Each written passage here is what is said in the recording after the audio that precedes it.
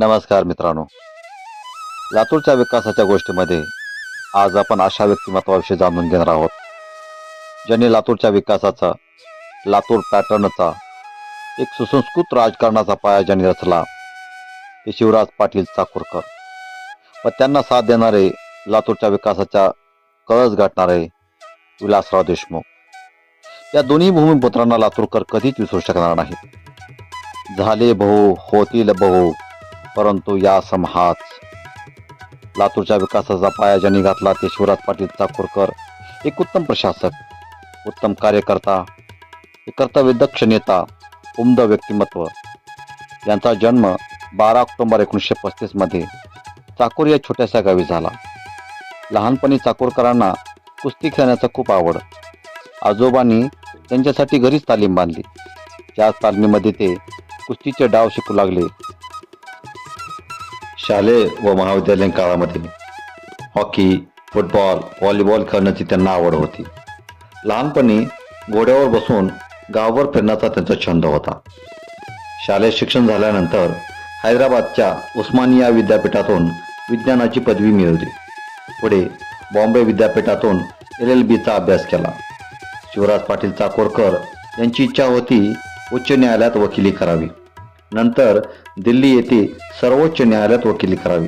पण वडिलांचा एकुलता एक मुलगा असल्यामुळे वडिलांची इच्छा होती की त्यांनी लातूरमध्येच वकिली करावी, येथील शेती सांभाळावी व वडिलांच्या आग्रहाखातर ते लातूरात परतले.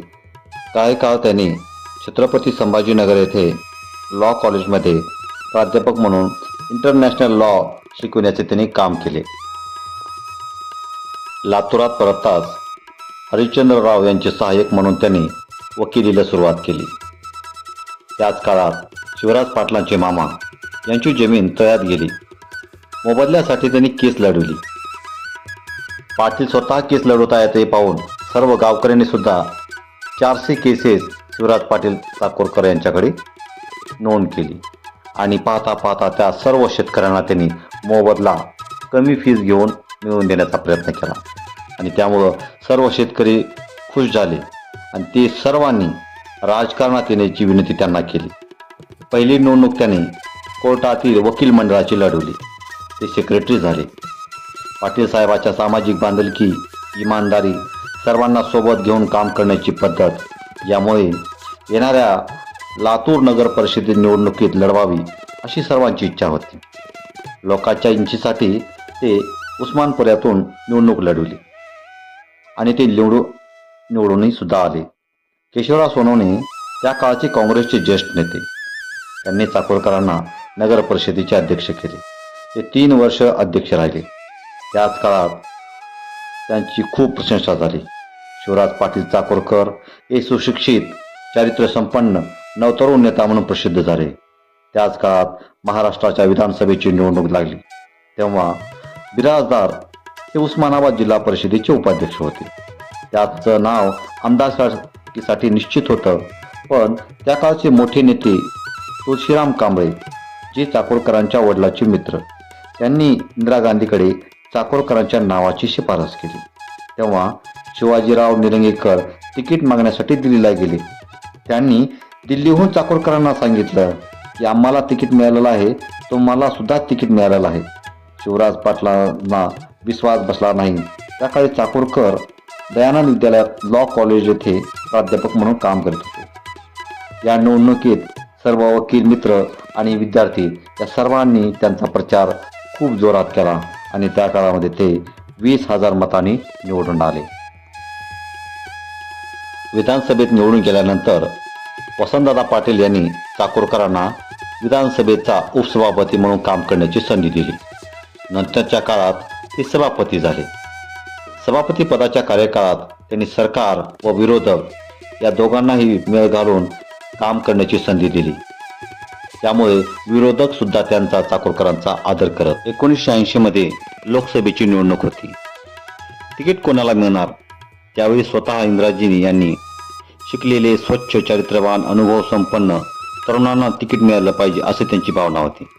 त्यात शिवराज पाटील चाकूरकर यांना तिकीट दिले. चाकूरकर 2 लाख पेक्षा जास्त मतांनी निवडून आले. शिवराज पाटलासाठी दिल्ली नवीन होती. लोकसभेचा अनुभव नव्हता. ते सर्वांची भाषणं ऐकत. एके दिवशी विरोधी पक्षनेता चरण सिंग यांनी शेतीसाठी 300 कोटी दिले म्हणून जोरदार विरोधी भाषण केले. त्या भाषणाला उत्तर देण्यासाठी वित्तमंत्री सभागृहात उपस्थित नव्हते. तेव्हा इंदिराजींनी पाहिलं कोणी सिनियर नेता नाही. तेव्हा त्यांनी चाकूरकरांना सांगितलं की तुम्ही याला उत्तर द्या. चाकूरकर म्हणाले की मला याविषयी काहीच माहिती नाही, मला 1 घंटा सुद्धा अगोदर सांगितलं नाही. तेव्हा इंदिराजी म्हणाल्या तुम्हाला जे योग्य वाटेल ते बोला. तेव्हा चाकूरकरांनी उत्तर देण्यास सांगितलं की शेतीबरोबर वीज, जलसिंचन, संशोधन, रोजगार यासाठी जो पैसा जातो तो सुद्धा शेतीसाठी जातो. रस्ते निर्मितीसाठी जो पैसा जातो तो पण शेतीसाठी जातो. अशा पद्धतीनं जोरदार मुद्देसूद भाषण दिले. सर्वांनी टाळ्या वाजवल्या. या भाषणाने इंदिराजी प्रभावित झाल्या आणि इंदिराजींनी त्यांना संरक्षण खात्याचा राज्यमंत्री केले. त्यानंतर विज्ञान तंत्रज्ञान मंत्री, विदेश मंत्री, संरक्षण मंत्री अशा विविध खात्यामध्ये त्यांना काम करण्याची संधी मिळाली. त्यानंतर लोकसभेचे उपसभापती झाले. सलग 7 वेळा खासदार झाले. पण 2004 साली ते रूपाताई पाटील निलंगेकर यांच्याकडून 30,891 मतांनी पराभव झाले.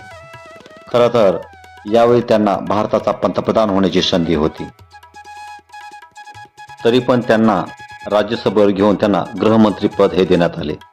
2004 ते 2008 या काळात ते स्वच्छ व पारदर्शीपणे त्यांनी गृहमंत्री म्हणून कार्य. 2004 ते 2008 हा लातूरकरांसाठीचा सुवर्णकाळ. कारण मुंबईमध्ये मुख्यमंत्री म्हणून विलासराव देशमुख काम करत होते. दिल्लीमध्ये गृहमंत्री म्हणून शिवराज पाटील चाकूरकर हे काम करत होते. एकाच जिल्ह्यातील 2 प्रमुख नेते प्रमुख पदावरती कार्य करत होते आणि या दोघांच्या काळामध्ये लातूरकरांच्या विकासाची गंगा भरभरून वाहिली. शिवराज पाटील चाकूरकर साहेब लोकसभेचे सभापती असताना खासदारांना खासदार निधी देण्याची सुरुवात त्यांच्या काळामध्ये झाली. लोकसभेत होणाऱ्या कामकाजाचे टीव्हीवरती प्रक्षेपण करण्याची सुरुवात त्यांच्याच पुढाकारातून झाली. मांजरा कारखान्याला दिल्लीहून मान्यता मिळवून देण्यासाठी त्यांनी खूप प्रयत्न केले. लातूरमध्ये पहिला साखर कारखाना जय जवान जय किसान सहकारी साखर कारखाना नळेगावची स्थापना केली व परिसरातील शेतकऱ्यांचे जीवनमान उंचावण्यासाठी मदत केली. लातूरसाठी पाणीपुरवठा करणारे धनेगाव धरणाची उंची वाढवण्यासाठी त्यांनी पुढाकार घेतला. लातूरमध्ये ते नगर परिषदेचे अध्यक्ष असताना शिवछत्रपती ग्रंथालयाची स्थापना केली. चाकूर येथे CRPFचे ट्रेनिंग सेंटर स्थापना केले. येथे प्रशिक्षण घेणारे सैनिक सर्व भारतभर सेवा देत आहेत.